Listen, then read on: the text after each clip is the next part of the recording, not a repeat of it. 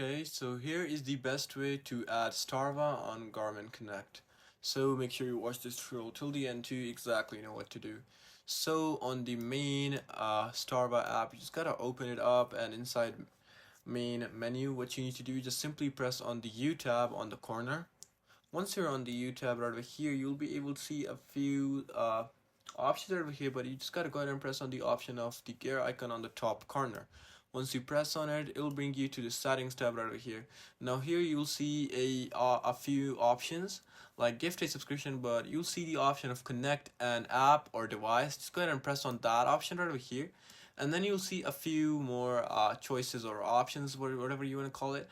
Connect a new device to Strava, Apple Watch, and Garmin. So you just gotta go ahead and press on Garmin option, and you've basically connected it to Garmin like that. But if you wanna select a different type of app, what you can do, just simply press on the top option called connect a new device to Strava, and after that you'll see all the options of for devices like Apple Watch, Polar, Swift, and everything, even Nike. So yeah, you just gotta choose these options and one of them, and you're good to go. So yeah, this is it. I hope this tutorial actually helped you out. I'll see you soon.